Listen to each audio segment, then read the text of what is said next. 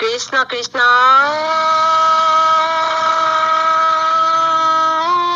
হরি ও রাম কৃষ্ণ শঙ্কর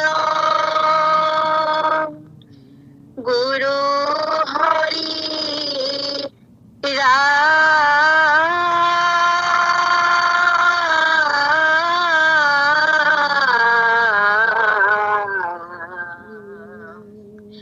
হরি রাম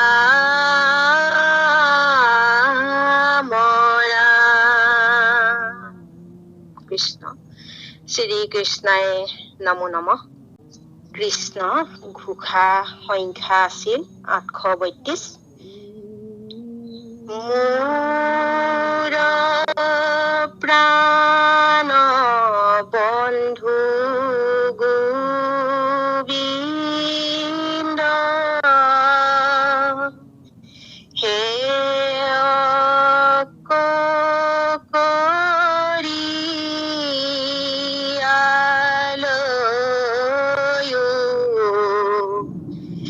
আন একো কাম নামাগো তোমাৰ ভিতৰ সংগত থৈও ভিতৰ সংগত থৈও চিদানন্দ ৰাম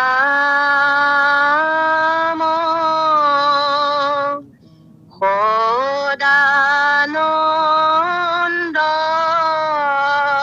হৰি নিত্যানন্দ কৃষ্ণ মুক লৈও দাস কৰি হৰিও তুমি আনন্দ সিন্ধু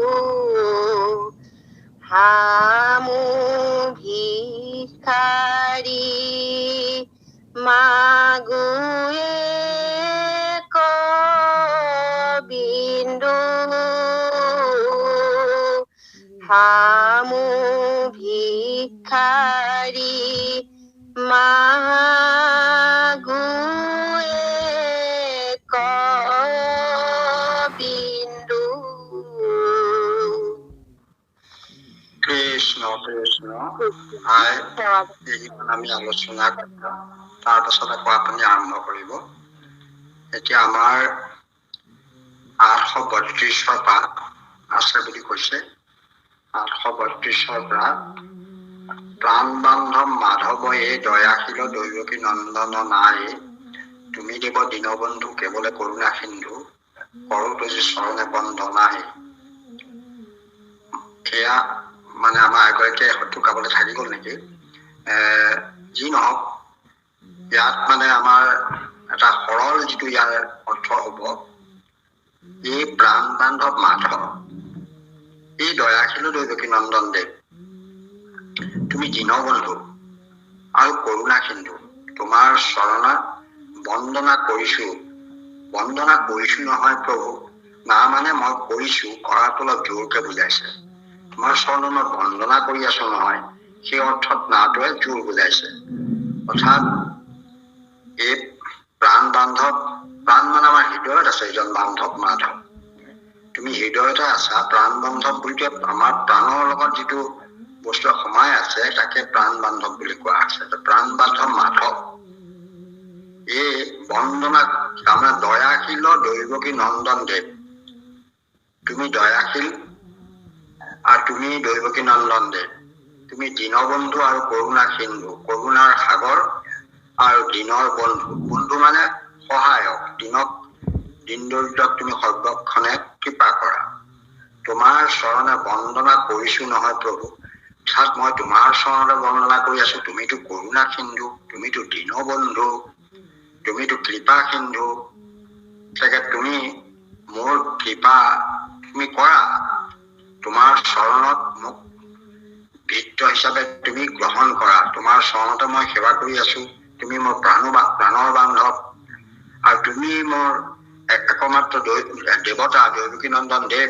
তুমি দয়াশীল দেৱ, তুমি দীনসকলৰ দীন দৰিদ্ৰৰ তুমি বন্ধু সাৰথি, আৰু তুমি কৰোণা, সকলোকে তুমি কৰোণা কৰা, মোকো একে তুমি কৰোণা কৰা।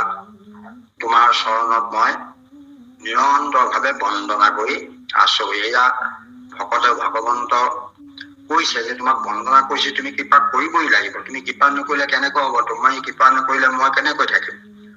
অৰ্থাৎ ভিত্ত, আমি যেনেকৈ কিবা এটা বিভাগত চাকৰি কৰি আছো, এটা চৰকাৰৰ ওচৰত বিচাৰিছো তেনেকৈ, বা আমি যেনেকৈ এজন গৃহস্থৰ তলত কাম কৰি আছো, কাম কৰি থাকোতে যে আমাক এইখিনি সুবিধা দিয়ক প্ৰভু, তুমি কৃপা কৰা। মই যাতে মোক পানী খাবলৈ দিয়ক, চাহ খাবলৈ দিয়ক, ভাল খোৱা বস্তু দিয়ক, কাপোৰ কানি দিয়ক, কিবা কিবি দিয়ক, এইবোৰ যেনেকৈ বিচাৰে, ইয়াক কিন্তু কৃপাহে বিচাৰিছে। অৰ্থাৎ প্ৰভুৱে ভিত্তসকলে ভগৱন্তৰ ওচৰত কৃপা বিচাৰিছে। আৰু এটা ভগৱন্তই ভিত্তক কৃপা কৰিবই, তাত কোনো সংশয় বা সন্দেহ নাই, কৰিবই। তাৰ পাছতে দ্বিতীয়টোত কলে, হে মোৰ প্ৰাণবন্ধু গোবিন্দ, মোক তোমাৰ সেৱক কৰি লোৱা। এতেকে সেৱক, ভকত, ভৃত্য এইবোৰ একেজাতীয় শব্দ। মোক তোমাৰ সেৱক কৰি লোৱা। তোমাৰ ওচৰত মই অন্য একো বিচৰা নাই, মাত্ৰ তোমাৰ ভিত্তৰ সংগত মোক থাকিবলৈ দিয়া। ভিত্তৰ সংগত মোক থাকিবলৈ দিয়া, কাৰণ তোমাৰ ভিত্ত আছেতো বহুত। কাৰণ তুমি যিসকলক পালন কৰিছা হৃদয়ৰ পৰা, সকল তোমাৰ পৰম ভিত্ত। এতেকে সেই ভিত্তসকলৰ লগত যদি মই স্থান লাভ কৰো, তেতিয়াহ'লে মোৰ কাৰণে সেয়াই তোমাৰ মহাকৃপা হ'ব। ভিত্তৰ সংগত মোক তুমি থাকিবলৈ দিয়া, ভিত্তৰ সংগত যাতে মই থাকিব পাৰো তাৰ কৃপা কৰা। তুমি যিমান মোৰ ভিত্ত আছে তাৰ ভিতৰতে মোক সেই ভিত্তৰ লগতে মোকো তুমি ভিত্ত কৰি লোৱা। এতেকে এইটো ভকতে ভগৱন্তৰ ভিত্ত হোৱা কথা কৈছে, ভিত্ত হৈ থকা কথাটো। গতিকে আমি তাৰ পাছতে দ্বিতীয় কুটত কলে, হে চিদানন্দ ৰাম, হে সদানন্দ হৰি, হে নিত্যানন্দ কৃষ্ণ, মোক তোমাৰ দাস কৰি লোৱা। এতিয়া দেখিলে আপোনালোকে যে ইয়াত দাস, সেৱক, ভিত্ত এইবিলাক সকলো একে পৰ্যায়ৰ শব্দ। আমাৰ এই হেৰিয়াত এবাক মানে গোসা আছে, সেৱক বুলিয়া পালিও ৰাম চৰণে শৰণ ললো। এনেকে ভগৱন্তই ভকতক সেৱক হিচাপে পালন কৰে, জগতখনকে তেওঁ পালন কৰে, কাৰণ তেওঁ পালন কৰ্তা, তেওঁ সমস্ত জীৱ জগতকে পালন কৰে। আৰু তেওঁক ভক্তি নকৰা, তেওঁ গালি খোৱাজনকো তেওঁৱেই পালন কৰিব লাগিব। তেওঁ যদি বিৰোধিতা কৰিছে, এতিয়া হিৰণ্যকশিপুৰে বিষ্ণুকে মাৰিবলৈ খেদি ফুৰিছিল, যদিও তেওঁ কি হিৰণ্যকশিপুৰক পালন কৰা নাই জানো? নিশ্চয় কৰিছে। কাৰণ হিৰণ্যকশিপুৰে যেতিয়া তপস্যা কৰিছিল, তপস্যাত তেওঁ সিদ্ধহস্ত হৈছিল। কাৰ কৃপাত হৈছিল? ব্ৰহ্মাৰ কৃপাত নাই হোৱা। ব্ৰহ্মাক তপস্যা কৰিছে, তপস্যা কৰিলে সিদ্ধিদাতা হল, তপস্যাত সাধন কৰিব পৰা ক্ষমতাটো ভগৱন্তৰে আছে। এতিয়া ভগৱন্তই তেওঁক পালন কৰিলে কাৰণে তপস্যাত সিদ্ধি হল, বৰ লাভ কৰিলে। সেইখিনি তেওঁ বিচাৰিছে, যেনেকৈ সাধনা কৰিছে, যেনেকৈ শ্ৰম কৰিছে, তেওঁ লাভ কৰিছে। কিন্তু সেই বল লাভ কৰি পেলাই, শক্তি লাভ কৰি পেলাই তেওঁ তেওঁক ৰাখিব নোৱাৰে, সেইটো তেওঁ বুজা নাই। কিন্তু প্ৰহ্লাদে সেইবোৰ নাই বিচৰা, ভগৱন্তক একো বিচৰা নাই। তেওঁ বৰ লোৱা বুলি কোৱা পচন্দ নালাগে না। প্ৰভু তুমি মোক বৰ কিয় দিব খুজিছা? মোৰ বৰৰ কোনো প্ৰয়োজন নাই, তুমি মোক এইটো বৰ দি পেলাই তুমি মোক মানে সৰুহে কৈছা। ভগৱন্তৰ ওচৰত ভকতে বৰ নিবিচাৰে, কৃপা বিচাৰে। অৰ্থাৎ এইটোৱেই কৰা, তুমি যেনেধৰণে মোক পালন কৰিব লাগে তেনেধৰণে পালন কৰা। তেতিয়া ভগৱন্ত দায়বদ্ধ হৈ যায়। তেতিয়াহলে ভগৱন্তই তেওঁক যলৈ গ'লে তেওঁ অনিষ্ট হ'ব সেইফালে যাবলৈ নিদিয়ে, যিটো কৰিলে তেওঁ লোকচান হ'ব সেইটো কৰিবলৈ নিদিয়ে, য'ত গ'লে তেওঁ অপমানিত হ'ব তালৈ যাবলৈ নিদিয়ে। গতিকে এই কামবোৰ কৰিব, তেতিয়া হয়তো আমি বেয়া পাওঁ। বেয়া পালেও কিন্তু ভগৱতৰ প্ৰতি ভৃত্যৰ প্ৰতি ভগৱন্তে কৃপা কৰিয়ে সেইবিলাকত বাধাৰ সৃষ্টি কৰে সেইটো তেওঁৰ কৰ্তব্য। এতিয়া আপোনালোকে ভগৱন্তই ভৃত্যক নিজৰ মানে হেৰিটো একদম কৃচ্ছ কৰি পেলাই ভকতক ৰক্ষা কৰে, এইটো তেওঁৰ কৰ্তব্য। কাৰণ ভৃত্য হৈ গ'ল নহয়, অৰ্জুন ভগৱন্ত কৃষ্ণৰ ভৃত্য। তুমি তেওঁৰ শৰণত শৰণাপন্ন হয়, এটাকে যুদ্ধত তেওঁ যিটো কয় সেইমতেই কৰে। যুদ্ধ হৈ গ'ল, অৰ্জুনে যিখন ৰথত বহি আছে সেইখনত সাৰথি হিচাপে কৃষ্ণও বহি আছে। কৃষ্ণৰ ৰথৰ সাৰথি আচলতে এখন গাড়ীৰ ড্ৰাইভাৰজন বা পাইলটজন আচলতে তাৰ গাড়ীখনৰ মালিকজনৰ তলত থাকে। তেওঁ গাড়ীৰ নিয়ম হৈছে কি যে কেতিয়া গাড়ীৰ পৰা প্ৰথমতে ড্ৰাইভাৰহে নামে, ড্ৰাইভাৰে কেতিয়াও নকয় মালিকক নামিবলৈ। ড্ৰাইভাৰে নামি জেগাটুকুৰা চাই লয়, তাৰপিছত দৰ্জা খুলি দিয়ে, খুলি দিয়াৰ পাছত তেতিয়া মালিক নামে।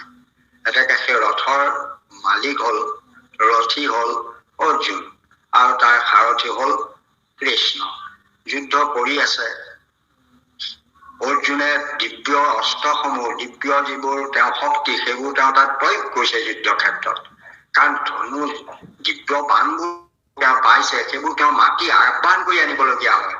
এতিয়া তাত শক্তি প্ৰয়োগ কৰি মন্ত্ৰ উচ্চাৰণ কৰি পেলাই সেই বাণবোৰ তেওঁ হাতলৈ আহে, সেইমতে তেওঁ প্ৰয়োগ কৰে আৰু সেইমতে তেওঁ তাত কৃতকাৰ্য হৈ আছে। এইদৰে যুদ্ধ চলি 18 দিন যুদ্ধ শেষ হৈ গ'ল। শেষ হৈ যোৱাৰ পাছত যুদ্ধ শেষ কৰি ৰথ লৈ আনিছে তেওঁলোকৰ শিবিৰলৈ, সেইদিনা সমাপ্তি, সেইদিনা ৰথ সামৰিব আৰু। কাৰণ যুদ্ধ শেষ হ'ল, তেওঁলোকে ইতিমধ্যে দুৰ্যোধনৰ মৃত্যু হ'ল আৰু এতিয়া তেওঁলোকে ৰাজ্যহে ল'ব লাগে। সেইকাৰণে যুদ্ধত ব্যৱহাৰ কৰা ৰথখনৰ এতিয়া কাম নাই, এতিয়া অন্য ৰথত যাব লাগিব। যুদ্ধত ব্যৱহাৰ কৰা ৰথখন এতিয়া ৰাখি দিব লাগিব।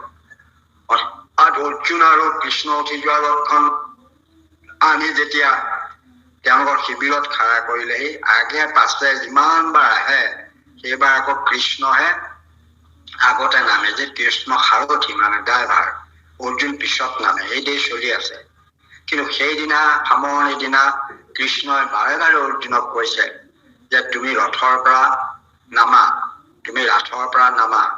অৰ্জুনেতো অলপ ভীতিগ্ৰস্ত হৈছে, কাৰণ সদায় কৃষ্ণ আগতে ৰথৰ পৰা নামে, আজি কিয় মোক ৰথৰ পৰা নামিবলৈ কৈছে, মোক কিয় আগতে নামিবলৈ কৈছে? এইটো নীতিভংগ হৈছে। কাৰণ ৰথী আগতে নানামে, সাৰথীয়ে আগতে নামে।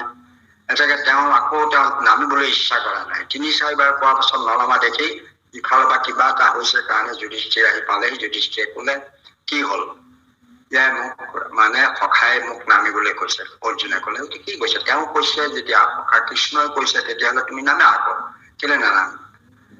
তাৰপিছত তেতিয়া অৰ্জুন এই যুধিষ্ঠিৰে কোৱাৰ কাৰণেহে নামি আহিল। নামি অহাৰ পাছত কৃষ্ণ নামি আহিলে। কৃষ্ণ নামি আহি অকণমান আঁতৰি যোৱাৰ পাছতে দেখিছে বিৰাট বিস্ফোৰণ হৈ সেই ৰথখন জ্বলি গৈছে। ৰথখন এইকাৰণে জ্বলি গ'ল যে তাৰ পৰাই যিমানবোৰ দিব্য বাণবোৰ মাৰিছিল, যুদ্ধ কৰিছিল, সেই দিব্য শক্তিবিলাক তাত জড়িত হৈ আছিল ৰথখনত। কাৰণ ৰথখনৰ পৰা আহ্বান জনোৱা হৈছিল। সেইকাৰণে সেইখন কৃষ্ণ থকালৈকে তাৰ শক্তিবিলাকে কাম কৰা নাছিল। সেই সময়ত সেই ৰথখনৰ আৰু প্ৰয়োজন নাই। দিব্য অস্ত্ৰ য'ত আনি যুদ্ধ কৰা হৈছিল, গতিকে সেই ৰথখন ইতিমধ্যেই মানে ধ্বংস হ'ব লাগিব। কৃষ্ণ নামি দিলে সেইখন মানে একদম বিৰাট শব্দ কৰি জ্বলি ধ্বংস হৈ যাব। কৃষ্ণ সেইকাৰণে নমা নাই। কৃষ্ণ যেতিয়ালৈকে থাকে তেতিয়ালৈকে ৰথখন একো নহয়। যদি তাত কৃষ্ণ আগতে নামি দিলেহেঁতেন, অৰ্জুন কিন্তু সেই ৰথতেই ভস্ম হৈ গ'লহেঁতেন। সেইকাৰণে ভৃত্যৰ প্ৰতি তেওঁ দয়া আছে কাৰণেই তেওঁক জোৰ জবস্তি তেওঁক ভৃত্যক বচাবৰ কাৰণেই তেওঁক বাৰে বাৰে তেওঁক নামিবলৈ কৈছে। জানে তেওঁ কৈ দিয়া নাই। এতিয়া সেইবোৰ কথা কৈ দিলে হয়তো এটা অলৌকিকতা আহি পৰিব। তেওঁ মানৱীয় দৃষ্টিভংগীৰে কৈছে তুমি নামা। এতিয়া তেওঁক সেই অৰ্জুনো বাচি গ'ল। ৰথখন তেনেই ধূলিসাৎ হৈ গ'ল, শেষ হৈ গ'ল। এয়াই হৈছে ভকতৰ প্ৰতি ভগৱন্তৰ কৃপা, সেৱকৰ প্ৰতি ভগৱন্তৰ কৃপা।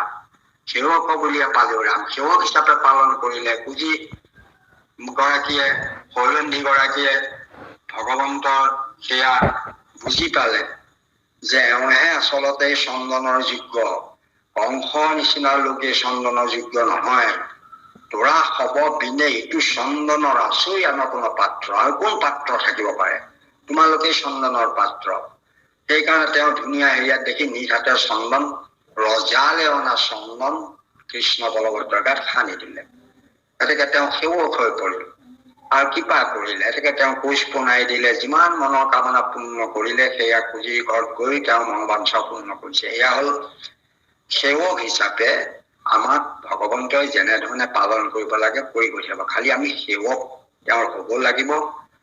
সেৱক হ'বলৈ নিৰন্তৰ তেওঁকেই ভাবিব লাগিব, তেওঁৰ চন্তে সেৱা কৰিব লাগিব, আৰু তেতিয়া ভগৱন্তই সেৱা কৰিব। সেৱকসকলকে ভৃত্য বোলে, তেওঁ দাস বুলি কয়। গতিকে আমি তেনেধৰণে তেওঁৰ ওচৰত ভৃত্য হ'ব লাগিব। এই কথাবিলাকে ইয়াত গুৰুত্ব দিছে। ইয়াত কৈছে যে তোমাৰ ভৃত্তৰ সংগত মোক ৰাখা। ভৃত্তৰ সংগত ৰাখিলে ভগৱন্তে কৃপা কৰিবই। এবাৰতো মাধৱদেৱে এঠাইত কৈছে যে তুমি প্ৰভু কৈছে যে ভকতৰ বৎস হৈবাৰ শংকাই, যোনো তুমি মুখৰ দাস পৰিহৰা হয়, ইটো শংকা হৈ দূৰত তেজীয়া লৈক তোমাৰ ভৃত্তৰ অধীন কৰি। এতেকে তুমি মোক টান পাইছা যে মই জানোছা তোমাৰ নাম লৈছো, গতিকে তুমি কেনেবাকৈ মোৰ দাস হৈ যাব পাৰে, সেইটো কাৰণে তুমি হয়তো শংকা কৰিব পাৰা। তুমি সেইটো শংকা কৰিব নালাগে। প্ৰভু তোমাৰ ভৃত্তৰে মোক দাস কৰি লোৱা। তোমাৰ যিবোৰ ভৃত্ত আছে তেনেকুৱা ভৃত্তৰ দাস হলেও দাস আৰু দাসত ডাঙৰ দাস হবলৈও আমি বুলি সেয়া প্ৰাৰ্থনা কৰিছে। গতিকে এয়া ভকতে ভগৱন্তৰ ওচৰত তেওঁ ভৃত্য হবলৈ বিচাৰে, ভৃত্তৰ কিংক হবলৈ বিচাৰে। এই কথাকেইটা ইয়াত গুৰুত্ব সহায় কৈছে। তাৰমানে তাৰ পাছতে কৈছে যে হৰিও তুমি আনন্দ সিন্ধু, হামু ভিক্ষাৰী মাগো এক বিন্দু। ভিক্ষাৰী, আমি ভিক্ষা বিচাৰিছো যে তুমি হল আনন্দৰ সিন্ধু। আনন্দ অচ্ছুল সিন্ধু, সিন্ধু মানে সাগৰ। তুমি সাগৰ সদৃশ আনন্দ সিন্ধুৰ ৰসেৰে পৰিপূৰ্ণ হৈ আছে। আনন্দ ৰসেৰে পৰিপূৰ্ণ থকা এখন সাগৰ ভগৱন্ত। গতিকে তাৰ পৰা মই সেই আনন্দৰ সাগৰখন নাই বিচৰা। মই ভিক্ষাৰীয়ে তোমাৰ এটা মাত্ৰ বিন্দু বিচাৰিছো। এই অপাৰ সমুদ্ৰ আনন্দ সমুদ্ৰখনৰ পৰা এটা মাত্ৰ বিন্দু বিচাৰিছো। আমি যে কৈছো ভকতি আনন্দ ৰস মাগো এক বিন্দু, ভকতি আনন্দ ৰস মাগো এক বিন্দু। গতিকে আমি এটা বিন্দুহে বিচাৰিছো, আনন্দৰ সাগৰখন নাই বিচৰা। তুমি কৃপা কৰা। ইয়াত মানে ভগৱন্তৰ ওচৰত ভকতে কৈছে, হে হৰি তুমি আনন্দ ৰসৰ সাগৰ, আমি ভিক্ষাৰীয়ে ইয়াৰ এক বিন্দু মাত্ৰ ৰস বিচাৰিছো, কৃপা কৰি সেই ৰসখন আনন্দ দিয়া। কাৰণ সেইখন ৰসেই আমাৰ যথেষ্ট, সেইখন ৰসেই আমাৰ কাৰণে যথেষ্ট। আমাৰ তাতকৈ অধিক ৰসৰ প্ৰয়োজন নাই। সেইখন ৰসেই আমাৰ সমস্ত সুখ, সমস্ত আনন্দ, সমস্ত শান্তি আমাক দিব পাৰিব। সেইকাৰণে সেইখন আনন্দ ৰস বিচাৰিছে। বাৰু পিছৰ ঘোষালে যাওকচোন। কৃষ্ণ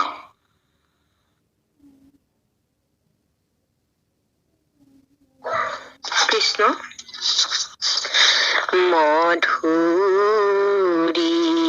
পুৰাম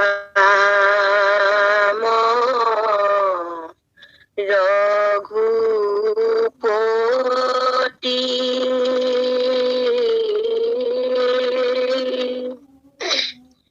তোমাৰ চৰণে মোৰ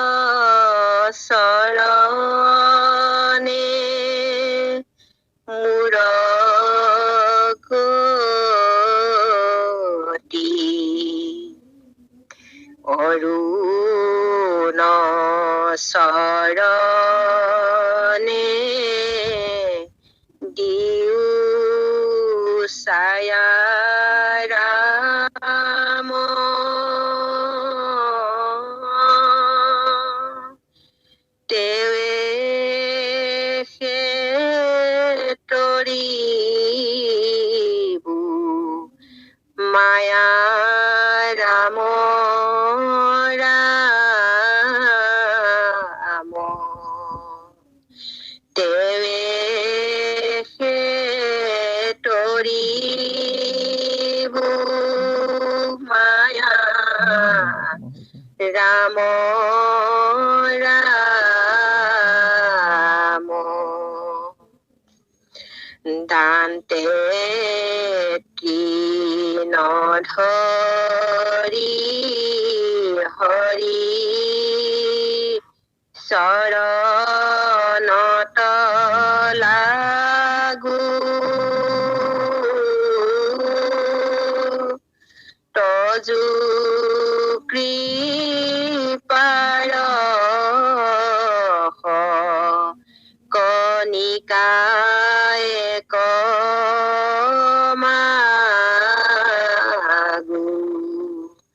তজু কৃপাৰ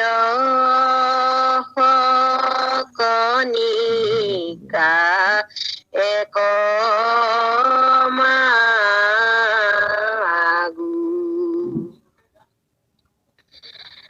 দায়া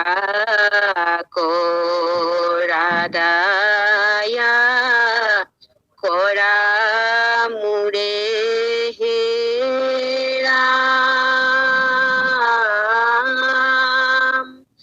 তোমাৰ চৰণ হৰি হৃদয় পংকজে ধৰি মুখে লৈ বুটুৱা গুণ নাম যদুমণি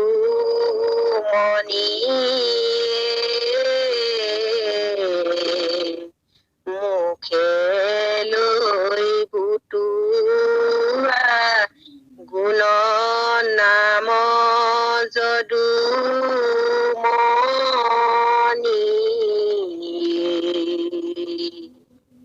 কৃষ্ণ কৃষ্ণ এয়া আপুনি এতিয়া গালে মানে 836ৰ পৰা হৈছে 836 মধুৰিপুৰাম ৰঘুপতি তোমাৰ চৰণে মোৰ গতি 836 এয়া হে ৰঘুপতি হে মধুৰিপুৰ ৰঘুপতি ৰাম এতিয়া আমাৰ মধুৰিপু ক'লে কৃষ্ণকো বুজায় মধুৰিপু ক'লে ৰামকো বুজায় আচলতে আমাৰ ৰাম কৃষ্ণ বা ৰঘুপতি বা যদুপতি ইয়াত কোনো পৃথকতা কৰা নাই আমি একেজনকেই ৰাম কাৰণ যেনেকৈ আমাৰ এই জাম্বৱন্তই এবেশে জানিলো তেন্তে তুমি শ্ৰীৰাম তেওঁ ৰাম বুলিহে কৈছে এতিয়া কৃষ্ণক পাইছে কৃষ্ণ বুলি কোৱা নাই আগে নিচিনিলো এবেশে জানিলো তেন্তে তুমি শ্ৰীৰাম গতিকে আমাৰ কাৰণে যাক ৰঘুপতি বোলা কৈছে ৰঘুপতি হৈ তেওঁ ভকতৰ কৃপা কৰিছে যদুপতি হৈও ভকতৰে কৃপা কৰিছে সেইকাৰণে ৰঘুপতি যদুপতি এই দুয়োজনকে একেজন ভগৱান কৃষ্ণ বুলি কোৱা হৈছে কাৰণ শংকৰদেৱে লিখিছে হে কৃষ্ণ বন্ধু হেৰা চৰণ তোমাৰ শ্ৰীৰামচন্দ্ৰ ৰূপে ধৰি অৱতাৰ অৰ্থাৎ ৰামচন্দ্ৰই কৃষ্ণ অৱতাৰ ধৰিছে বুলি শংকৰদেৱে কোৱা নাই শংকৰদেৱৰ মতে কৃষ্ণহে ৰামচন্দ্ৰ অৱতাৰ ধৰিছে যদিও ৰাম অৱতাৰ পিছতহে কৃষ্ণ তথাপিতো আমাৰ মহাপুৰুষীয়া দৰ্শন মাতে উপাস্য দেৱতা হ'ল দৈৱকী নন্দন কৃষ্ণ এই কৃষ্ণই বিভিন্ন অৱতাৰ ধাৰণ কৰিছে কৃষ্ণৰ ৰহস্য জন্ম শুনা অৱতাৰে সেইকাৰণে এইবোৰ কৃষ্ণৰ ৰহস্য ধৰ্ম বুলি কৈছে মহাপুৰুষ মাধৱদেৱেও সেই একেটাকে কৈছে আকৃতি ধৰিছা কৃষ্ণ গতিকে অৱতাৰবোৰ কৃষ্ণহে ধৰিছে ৰামচন্দ্ৰৰ অৱতাৰটো কৃষ্ণহে ধৰিছে সেইকাৰণে ইয়াত মধুৰিপুৰাম বুলি কওঁতে কৃষ্ণকে বুজাইছে হয় কৃষ্ণই আহি যদুপতি ৰঘুপতি হৈছে এতিয়া তোমাৰ চৰণে মোৰ গতি আমাৰ লক্ষ্য ক'ত আমি যে কওঁ কোনফালে যাব আমি কোনোবা লক্ষ্য এটা থাকে সকলোৰে জীৱনৰ এটা গতি থাকে যেনে সাধাৰণতে আমাৰ শৰীৰটোৰ লক্ষ্যস্থান গতিটো হ'ল মৃত্যু হলেও শৰীৰতটো কেইবাটাও বস্তু আছে লিংগ দেহটো আছে কাৰণ দেহ আছে ইয়াত আত্মা জীৱাত্মা আছে এতেকে এইবিলাকৰ প্ৰত্যেকৰে গতিটো বেলেগ বেলেগ দেহটোৰ গতি বিস্তাপলো চাই আমি যিমানেই দেহ নহওক মানে হাতী পিঠিত উঠি ফুৰক গাড়ীত উঠি ফুৰক ইমান ডাঙৰ ঘৰৰ ওপৰতে থাকক তাৰমানে তুমি কাল মৃত্যু পাইলে সেইটো শৰীৰ হৈবে বিষ্ঠা পলু চাই হয় বিষ্ঠা হ'ব কিহবা খাই কৰি মানে কৰবাত প্লেটিন কৰি দিলে সেইটো বিষ্ঠা হ'ল তাৰ পৰা পুতি থলে পলু হ'ল আৰু পুৰি পেলালে ছাই হ'ল এতেকে দেহৰ গতি সেইকেইটাই গতি গতি মানে আমি দেহৰ গতি বুলি কওঁ হয়তো তাৰপিছত আত্মাৰ গতিটো একো নাই কাৰণ আত্মা পৰমাত্মাৰ অংশ কিন্তু সি এটা সেই জীৱটো বন্দী হৈছে লিংগ দেহত আমাৰ যিটো লিংগ দেহ বুলি কয় লিংগ দেহটো নোখোলালৈকে জীৱ ওলাই যাব নোৱাৰে লিংগ দেহ ভাগিলেহে মিলে মুখ্য পদ সেহি এইটো মিলে আহি সংসাৰৰ পদ সেইটো মিলে আহি সংসাৰৰ পদ আমি সংসাৰৰ যিবোৰ কষ্ট দুখ কষ্ট ভোগ কৰি আছো আৰে জীৱটো আত্মাৰ জীৱ অংশে তুমি নিত্য নিৰঞ্জন আমিও অংশ তোমাৰ এটা নিত্য নিৰঞ্জন শৰীৰে আমি অংশ হৈ আমি কিয় নিত্য নিৰঞ্জন হ'ব পৰা নাই কাৰণ আমাক মায়াই বান্ধিলে অবিদ্যাই বান্ধিলে অবিদ্যাৰূপী আমি দেহত আবদ্ধ হলো সেইকাৰণে আমাৰ কৰ্মফল সঞ্চিত কৰি কৰি দেহটো লিংগ দেহটো কৰ্মফল আছে কাৰণে আমি ভোগ কৰিবলগীয়া হৈছে মনে জয়িকা যাওঁ বোলে জীৱে বোলে যাওঁ মনৰ মৰণে জীৱে বোলে মৰতেকে এয়া আমাৰ লিংগ দেহটোত আবদ্ধ হৈ লিংগ দেহৰ গতি হ'ল কৰ্মফল লিংগ দেহৰ গতি হ'ল কৰ্মফল পঞ্চভৌতিক দেহৰ গতি সেই তিনিটা কিন্তু লিংগ দেহৰ গতি হ'ল কৰ্মফল আপুনি যেনেকুৱা কাম কৰিছে তেনে ফল পাব আপুনি যেনেকুৱা কৰ্ম কৰিছে তেনেকুৱা ফল পাব সেইদৰে তেওঁ জন্ম লাভ কৰি সেই তেওঁ কামবোৰ কৰিবই লাগিব সেইকাৰণে লিংগ দেহত থকা জীৱটো সেই একেটাই গতি হয় যে লিংগ দেহ যেতিয়ালৈকে ভাঙিব নোৱাৰে তেতিয়ালৈকে লিংগ দেহৰ পৰা খোল খাব নোৱাৰে তেতিয়ালৈকে জীৱৰ সেই লিংগ দেহত আবদ্ধ হৈ সংসাৰত কৰ্মৰ বিপাক নানা ধৰণৰ শাস্তি খাই থাকিব লাগিব সেইকাৰণে গতিটো ইয়াত কৈছে যে ভগৱানৰ চৰণলৈ যিটো লক্ষ্য আমি কৰিছো সেইটোলৈ চৰণ যেতিয়ালৈকে নাপাওঁ তেতিয়াহ'লে আমাৰ গতিটো প্ৰকৃত জেগালৈ যোৱা নাই আমাৰ মৃত্যু হলো আমি গতি পালে ভাবিছো নাই যোৱা গতি কাৰণ আমি আকৌ জন্ম লাভ কৰিম যাৱৎ জননা তাৱৎ মৰণা তাৱৎ জননী যথেৰে শয়নম ইতি সংসাৰ স্ফুটতৰদোষ প্ৰথমে মানৱত বসন্তোষ জন্ম হোৱাৰ লগে লগে মৃত্যু হ'ব মৃত্যুৰ পাছত আকৌ জন্ম হ'ব এইদৰে বিভিন্ন গৰ্ভত জাত লৈ থাকিব অহা যোৱা চলি থাকিব কিন্তু যেতিয়ালৈকে ভগৱন্তৰ চৰণত আমি আমাক মানে আমাৰ আত্মা পাবগে নোৱাৰে তেতিয়াহ'লেকে আমি সংসাৰ স্বাৰ্থত হৈ যাব সেইকাৰণে ইয়াত কৈছে সি মধুৰপুৰাম ৰঘুপতি আমাৰ তোমাৰ চৰণহে গতি তোমাৰ চৰণত যেতিয়ালৈকে নাপাওঁ সেইকাৰণে সেইটো পৰম পদ বোলে ভগৱন্তৰ চৰণত পৰম পদ বোলে তাত যেতিয়া আশ্ৰয় ল'ব আশ্ৰয় ল'লে আপুনি সংসাৰৰ বিপাক সংসাৰ চক্ৰ বিষয় জঞ্জাল এইবোৰলৈ আৰু ঘূৰি আহিব নালাগে সেইকাৰণে সেইটো আমাৰ গতি তুমি সেই গতিটো দিয়া তোমাৰ চৰণত গতি দিয়া চৰণত আশ্ৰয় দিয়া তাৰ পাছতে কৈছে অৰুণ চৰণে দিও চাৰা ৰাম তেবেহে তৰিবু মায়া ৰামৰ ৰাম ভগৱন্তৰ চৰণ তলত মায়া নাই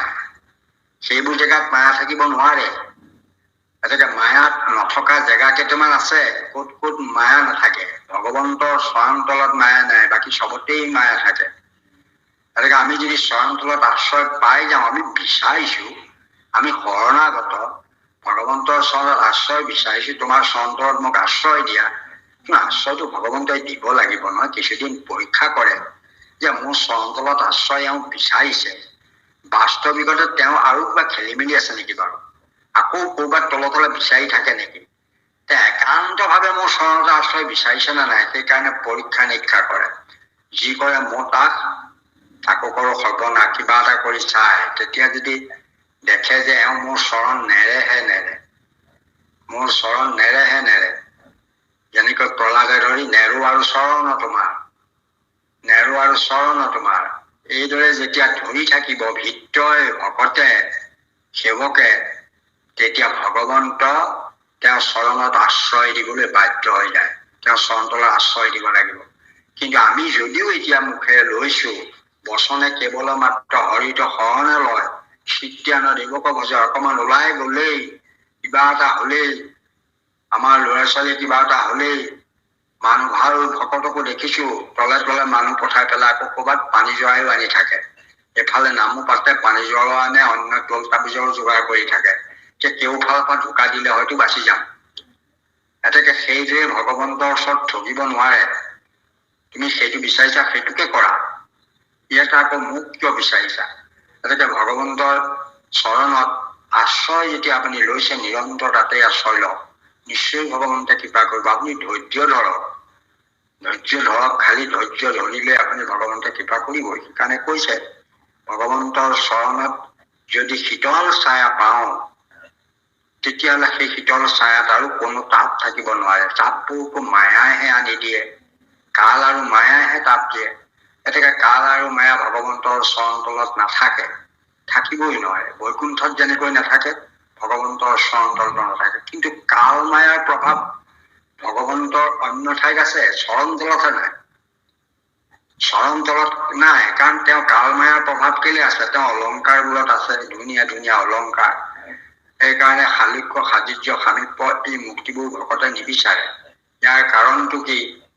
ইয়াৰ কাৰণটো এইটোৱেই, তেওঁ যদি শালিক্য বিচাৰে, একেলগত থকা অহংকাৰ হ'ব পাৰে। ওচৰতে বহি আছো, মোৰ এইখিনিতে তেওঁ আছে, এইখিনিতে ময়ো আছো, দুইটা দেখোন সমানে। একে চকী, তেওঁৰ চকীও কিনাৰতে মোৰ চকী। এতেকে একেলগে বহি থকা বিলাকৰ মনত অহংকাৰ আহে।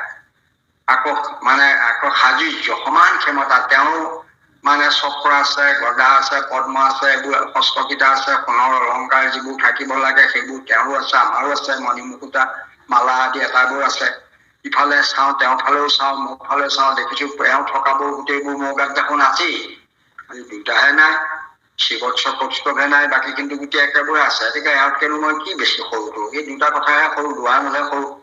সেইকাৰণে ভকতৰ তেতিয়াও অহংভাৱৰ উদয় হ'ব পাৰে।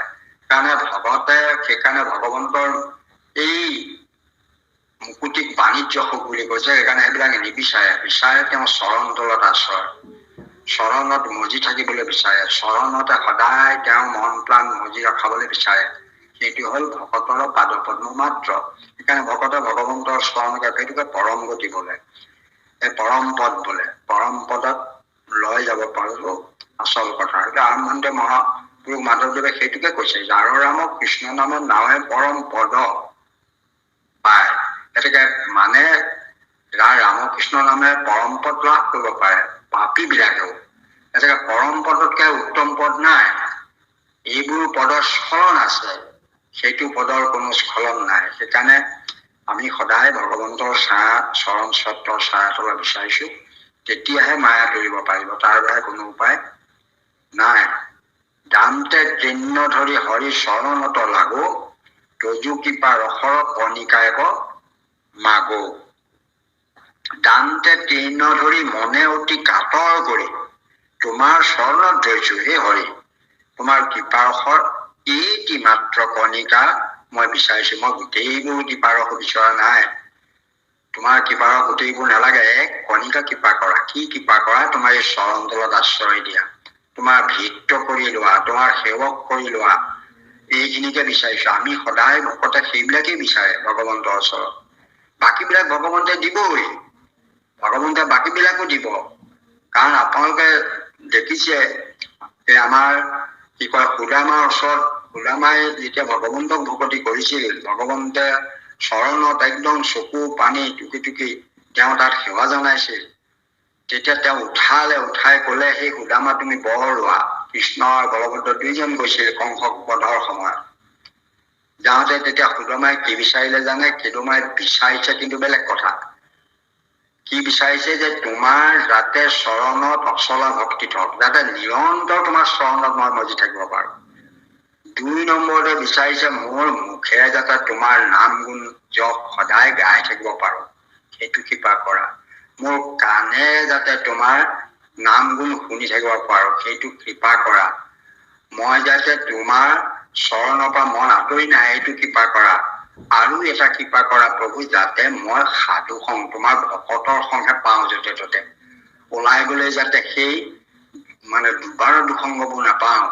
মই যে সৎসং যে পাওঁ, যেনি তেনি দোকানে বজাৰে ঘৰে দুৱাৰে য'তে ত'তে যাতে সৎসং মোৰ লাভ হয়, তাৰ প্ৰতি তুমি কৃপা কৰা। ভগৱন্তে পাছতা তেওঁক পূৰ্ণ কৰি দিলে, যে তোমাৰ আটাইকেইটা কামনা পূৰ্ণ হৈছে, তুমি চিন্তা নকৰিবা। তুমি নিবিচৰা যদিও মই কিন্তু তোমাক আৰু কেইটামান বস্তু দিমেই। কাৰণ মোৰ দিয়াটো দায়িত্ব আৰু কৰ্তব্য তোমাক দিমেই, সেইকেইটা তুমি গ্ৰহণ কৰা, সেইকেইটা তোমাক মই দিলো। কি কি দিলে ভগৱন্তই অতিত্ব নিবিচৰাৰ পাছতে দিছে যে তোমাৰ অচলা লক্ষ্মী বাসক। তেওঁ লক্ষ্মীক পূজা কৰা নাই, ভগৱন্তকে কৈছে যে লক্ষ্মী তোমাৰ বাসক, তুমি সমস্ত ঐশ্বৰ্যৰ গৰাকী হোৱা, সমস্ত ধন সম্পদৰ গৰাকী, তোমাৰ কোনোদিনেই টান নহওক কোনো ক্ষেত্ৰতে।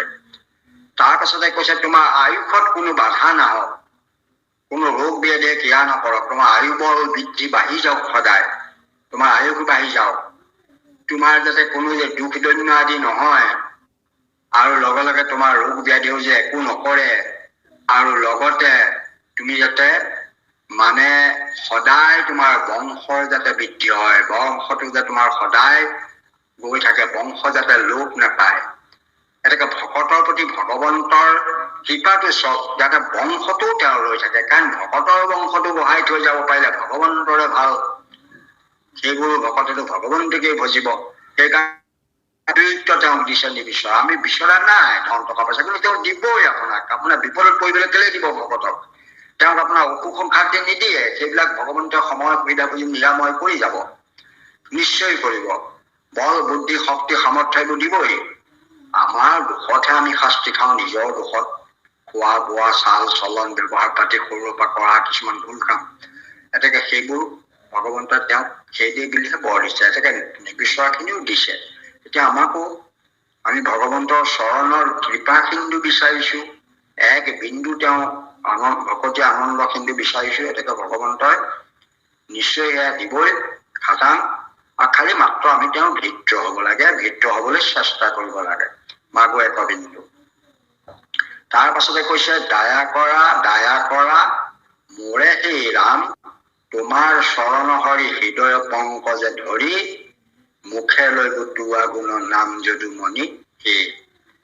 এয়া তেওঁ মানে কাতৰস্থ হৈ ভগৱন্তক কৈছে 839 পোষা যোগা, হে ৰাম তুমি দয়া কৰা, কাৰণ ভগৱন্তক দয়া নকৰিলে কেনেকে কোনো বস্তুৱেই নাপায়।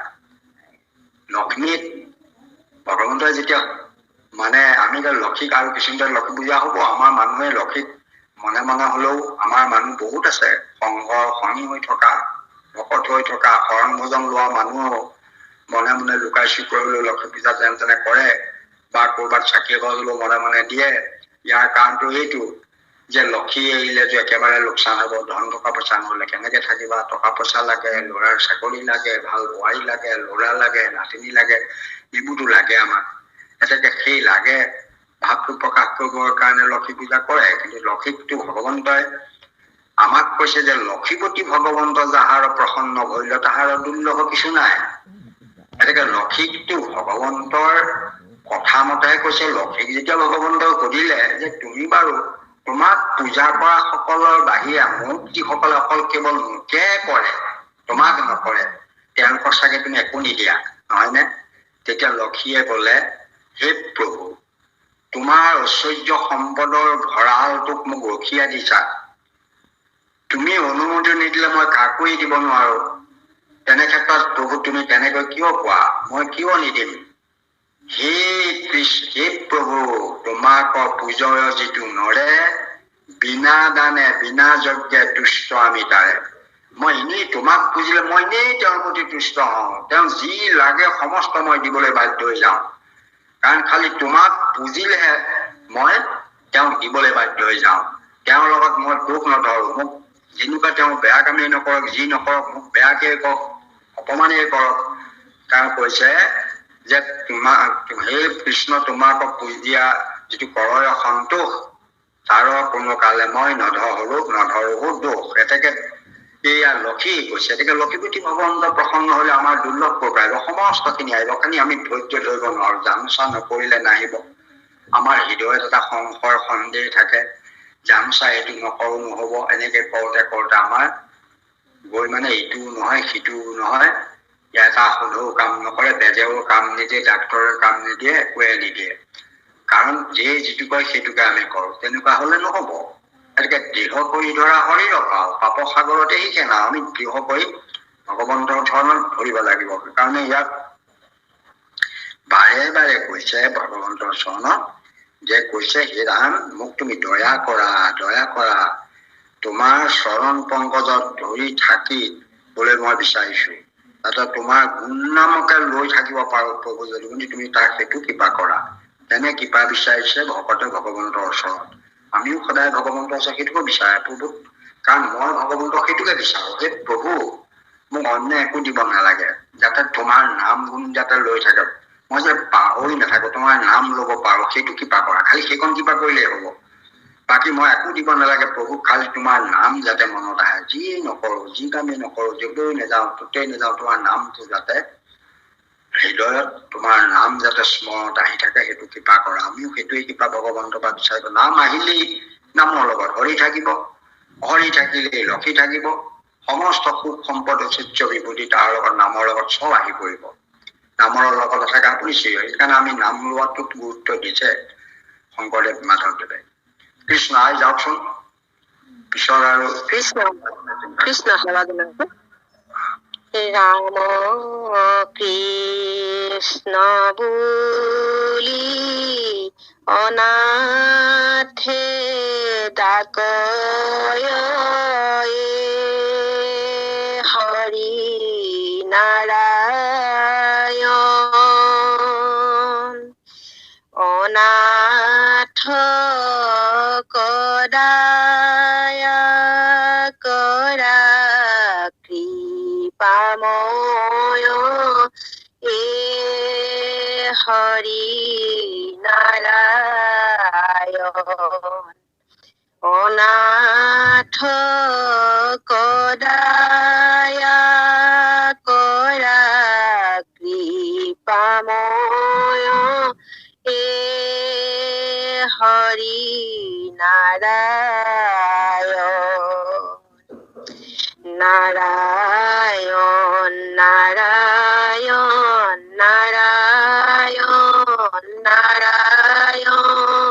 জয় নাৰায়ণ তোমাৰ অৰুণ চৰণ পংকজে নিমজুক মোৰ মন তোমাৰ অৰুণ চৰণ পংকজে নিমজুক মোৰ মন নাৰায়ণ নাৰায়ণ হৰি ৰাম তোৱা চৰণে আমাৰ মজুক মন জয় ৰাম তোৱা চৰণে আমাৰ মজুক মন জয় ৰাম কৃষ্ণ কৃষ্ণ কৃষ্ণ কৃষ্ণ এয়া প্ৰাৰ্থনা শেষ হৈছে এয়া আমাৰ তিনিজোকা ঘোষা এতিয়া আমাৰ এগৰাকীয়ে গালে ৰাম কৃষ্ণ বুলি অনাথে ডাকয় ই হৰি নাৰায়ণ অনাথক দয়া কৰা কৃপাময় ই হৰি নাৰায়ণ নাৰায়ণ নাৰায়ণ নাৰায়ণ নাৰায়ণ জয় নাৰায়ণ তোমাৰ চৰণ অৰুণ চৰণ পংকজে নিমজুক মোৰ মন নাৰায়ণ নাৰায়ণ হৰিৰাম তোৱা চৰণে আমাৰ মজুক মন জয় ৰাম এয়া মাধৱ পুৰুষে ভগৱন্তৰ চৰণত একেবাৰে কি তেওঁ কৈছে ক'ব নোৱাৰে মন প্ৰাণ একেবাৰে তাত তেনেকৈ মজা প্ৰাইছে তেওঁৰ নামত তেওঁৰ চৰণত গতিকে তাৰেই বহিঃপ্ৰকাশ ঘটি এয়া নামঘোষাৰ মাজলৈ আহিছে মহাপুৰুষ মাধৱদেৱে অতি কাতৰস্থ হৈ ভগৱন্তৰ চৰণত প্ৰাৰ্থনা জনাইছে হে হৰি নাৰায়ণ আমি অনাথে ৰামক কৃষ্ণ বুলি মাতিছো তেওঁ নাৰায়ণ বুলি কৈছে কাৰণ নাৰায়ণ আচলতে ভকতি পন্থত একদিব নাৰায়ণ প্ৰকৃততে মহাপুৰুষ শংকৰদেৱেও সেইদে আৰম্ভ কৰিছে। প্ৰথমে প্ৰণাম ব্ৰহ্মৰূপী সনাতন সৰ্ব অৱতাৰৰ কাৰণ নাৰায়ণ। এই জগতৰ কাৰণ হ'ল নাৰায়ণ, নাৰায়ণেই কাৰণ, সেইটোৱে প্ৰথম ৰূপ। তেওঁ সেইটোকে তাকে অনন্ত কাৰণ বোলে। তাৰমানে কি হৈছে, আমাক প্ৰথমে ভগৱন্ত হৈছে নিৰ্গুণ নিৰাকাৰ, তাকে পৰম ব্ৰহ্ম বুলিছে, কোনো আকাৰ নাই, নিৰ্গুণ নিৰাকাৰ। তাৰ পাছতে এটা ৰূপ ধাৰণ কৰিলে যিটো ব্ৰহ্মাই দেখিছে তাকে নাৰায়ণ বোলে। নাৰায়ণে হ'ল নিৰ্গুণ সাকাৰ, নিৰ্গুণ যদিও সাকাৰ, কাৰণ সেই সাকাৰৰ ৰূপৰ বৰ্ণনা আছে, নাৰায়ণ ব্ৰহ্মাই দিছে। তেওঁ মানে সেই নাৰায়ণ ৰূপৰ বৰ্ণনা ব্ৰহ্মাই দিছে। তেওঁ অনন্ত সজ্জাত শয়ন কৰি আছে, সহস্ৰ ফণাৰে শুক্ল সৰ্পৰ তেওঁ হেৰিয়াত শয়ন কৰি আছে। আৰু তেওঁৱেই নিজে সৃষ্টি কৰা লক্ষ্মীয়ে তেওঁৰ চৰণত সেৱা কৰি আছে। গতিকে সেইটো প্ৰথম অনন্ত কাৰণ ৰূপ বুলি কৈছে। সেইটো অনন্ত কাৰণ ৰূপ। সেই অনন্ত কাৰণ ৰূপটো আমি কেতিয়াও ধ্যান কৰিব নোৱাৰো, কেতিয়াও চিন্তা কৰিব নোৱাৰো, তাত ভাবিবই নোৱাৰো, সম্ভৱ নহয়। তাৰ মন বাক্যৰ অগোচৰ, সেই বস্তুটো আমাৰ মনৰো অগোচৰ, বাক্যৰ অগোচৰ, চিন্তাৰ অগোচৰ। তেনে বস্তুক আমি কেনে সাধনা কৰো? মন বাক্যটো গোচৰ হব লাগিব। সেইকাৰণে সেইজন নাৰায়ণ, তেওঁকে পৰম পুৰুষ বুলিছে, অনাদি পুৰুষ বুলিছে, তেওঁকে মানে নিৰ্গুণ নিৰাকাৰ, নিৰ্গুণ সাকাৰ নাৰায়ণ বুলিছে। নিৰ্গুণ সাকাৰে আকৌ সগুণ সাকাৰ, নিৰ্গুণ সাকাৰ, তাৰ পাছতে আহিলে নিৰ্গুণ সাকাৰ তত্ত্ব, নিৰ্গুণৰ পৰা সগুণ সাকাৰ তত্ত্ব। সগুণ সাকাৰ তত্ত্বটোৱে হৈছে বিষ্ণু। কাৰণ পালন কৰিবৰ কাৰণে ব্ৰহ্মাই নিজে কৈছে যে সেই নাৰায়ণে তেওঁ কৰিলে কি, তেওঁ মানে মোক মানে সৃষ্টি কৰি মোক জগত সৃষ্টি কৰাৰ দায়িত্ব দিলে। সেই ভগৱন্তৰ অধীন হৈ আহৰে সংহাৰন্ত, জগতকে ভগৱন্তে আপুনি পালন্ত। নাৰায়ণে নিজেই পালনৰ দায়িত্বটো ললে, অৰ্থাৎ নাৰায়ণে শতগুণক আশ্ৰয় কৰি ললে। পালন কৰিবলৈ হলে গুণক আশ্ৰয় কৰিবই লাগিব। সেইকাৰণে তেওঁ নিজেই জগতৰ পালনৰ দায়িত্বটো ললে। সেইকাৰণে জগতকে ভগৱন্তে আপুনি পালন্ত, নাৰায়ণে নিজে পালন কৰিবলৈ ললে। গতিকে তেওঁ পালন কৰিবলৈ অহাৰ লগে লগে সগুণ সাকাৰ হৈ গল। আমি তাত আচৰিত হবলগীয়া কথা নাই, নিৰ্গুণ নিৰাকাৰ তত্ত্ব বস্তু সগুণ সাকাৰ হব লাগিব। কাৰণ পালন কৰিবলৈ হলে তেওঁ এটা নিৰ্দিষ্ট যিটো বৰ্ণনা ৰূপটো আমাক মহাপুৰুষ শংকৰদেৱে দিছে, তেওঁ এটা ধুনীয়া ৰূপ। তাৰ হাতত অস্ত্ৰও থাকিব লাগিব পালন কৰিবৰ কাৰণে, কাৰণ অস্ত্ৰকেইখনে সেইবিলাকেই সূচাইছে। পদ্মপাহে যেনেকৈ শান্তি, সুখ, আনন্দৰ কথা কৈছে, পৰম সুখ, পৰম শান্তি, পৰম আনন্দৰ হেৰি বৰ্ণনা কৰিছে। আৰু সেইদৰে ই জগতক যে পৰম শব্দৰ সন্ধান দি পৰম আনন্দ দিছে নামৰ মহিমাৰ, তাৰ কাৰণে সংসতো থাকিব লাগিব। এই দুটা তেওঁ অস্ত্ৰৰ গুৰুত্ব আছে জগত পালনত। বাকী কেইটা কেতিয়াবা দুষ্টদমন কৰিবৰ কাৰণে এই দুপাত অস্ত্ৰ তেওঁ লগত ৰাখিছে। যে সেইকাৰণে কৌমুদিকী গদা আৰু সেই গতিকে এইবোৰ জগত পালনৰ কাৰণে এইখিনি তেওঁ লব লাগিব। আপুনি মেলটোৰ এজনক দায়িত্ব দিয়াৰ লগে লগে তেওঁৰ হাতত বলুক বাৰুদ দিব লাগিব। চিকটি এজন ঘৰত ৰাখিবলৈ হলে সেইখিনি দিব লাগিব। গতিকে ভগৱন্তই সেই ৰূপটো ধাৰণ কৰি জগত পালনৰ দায়িত্ব লৈছে, ঘৰত পালন কৰিছে। কিন্তু ভগৱন্ত একেজনেই, ব্ৰহ্মাৰ মুখতে সেইটো প্ৰকাশ পাইছে। গতিকে নাৰায়ণে হলে সেইটো সেই নাৰায়ণ, তেওঁ হল নিৰ্গুণ সাকাৰ, বিষ্ণু হল সগুণ সাকাৰ। তাৰমানে সগুণ মানে গুণযুক্ত হৈ আছে, শতগুণ লৈছে। নাৰায়ণত কিন্তু একো গুণ নাই, শতৰজতম। সেইকাৰণে বিষ্ণুত কিন্তু শতগুণটো আছে। শুদ্ধ সত্ৰবৃত্তি দেৱৰ সম্প্ৰতি লয়া ভজা হৰি পাওঁ। আমি সত্ৰগুণক আশ্ৰয় নকৰিলে ঈশ্বৰক বুজিব নোৱাৰো। কিবা এটা গুণক আশ্ৰয় কৰিবই লাগিব। সেইকাৰণে সেইটো শতগুণক আশ্ৰয় কৰিবলৈ কৈছে। সেইকাৰণে বিষ্ণু উপাসনাৰ বিষয় বস্তু হৈ বিষ্ণু হৈছে। আৰু সেইজন নাৰায়ণে আকৌ সকলোৱে জনাকৈ জগতকতো কিবা কিবি কৰি দেখুৱাব লাগিব, কাম বন কৰিব। তেওঁ আমি ল'ৰা ছোৱালী বিলাকৰ কথাবোৰ মনত কেনেকে পেলাও? অকমান ল'ৰাটোৱে তেওঁ মোৰ ওচৰলৈ আহি ৰাতিপুৱা এনেকেই কয়, তেওঁ এনেকেই কৈছিলে, তেওঁ তেনেকেই কথা কৈছিলে। এতিয়া যেনেকৈ আমাৰ জুবিন গাৰ্গ ঢুকোৱাৰ পাছত মানুহ বিলাকে তেওঁৰ গীতবোৰ কেনেকৈ গাইছিল, ক'ত কেনেকৈ কথা কৈছিল, ক'ত কেনেকৈ কাম কৰিছিল, এই কথাবোৰ গাইহে তেওঁৰ গুঞ্জক গাই আছে।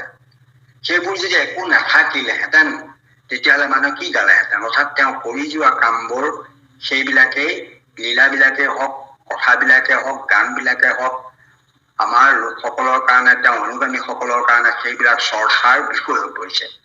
ঠিক ভকতৰ চৰ্চাৰ বিষয় হ'বৰ কাৰণে ভগৱন্তই লীলা বিগ্ৰহ ৰূপ ধাৰণ কৰিছে। লীলা বিগ্ৰহ মানে দৈৱকী নন্দন কৃষ্ণ হৈছে। এতেকে তেওঁ লীলা বিগ্ৰহ হৈ লীলা কৰিছে। সৰুকালৰ লীলা, মাজুকালৰ লীলা, ডেকাকালৰ লীলা, চববোৰ আমি যিবোৰ কৰোঁ সেইবোৰ ভগৱন্তই কৰিছে। আমাৰ যেনেকৈ যুৱকালত প্ৰেম হয়, তেওঁ প্ৰেম কৰিছে। তেওঁ তেনেকৈ নিজৰ মানুহ গৰাকীক কেনেকৈ তেওঁ আনৰ পৰা উদ্ধাৰ কৰি আনিব লাগে সেইবোৰ তেওঁ কৰি দেখুৱাইছে। গতিকে এইবোৰ প্ৰকৃততে এজন মানুহৰ কৰিবলগীয়া কামবিলাক যেনেকৈ কৰিব লাগে সেইখিনি তেওঁৱে দেখাইছে। বন্ধু বান্ধৱৰ লগত কেনেকৈ থাকিব লাগে, কেনেকৈ খেলা-ধূলা খেলিব লাগে, গৰু গাই কেনেকৈ পালন কৰিব লাগে। এনেকৈ ভগৱন্ত কৃষ্ণই সেইকাৰণে গো পালনটোহে দেখুৱাইছে। গাধা পালন বা অন্য পালন বা গাহৰি পালন এইবোৰ কৰা ক'তো বৰ্ণনা নাই। তেওঁ গো পালনটোত গুৰুত্ব দিছে, কাৰণ তাৰ পৰা মানুহৰ জীৱন কালত লাভ আছে। তেওঁ যিবোৰ কৰি গৈছে সেইবিলাক মানুহৰ কাৰণে প্ৰয়োজনীয়, মানৱীয় কামবোৰ তেওঁ কৰি গৈছে।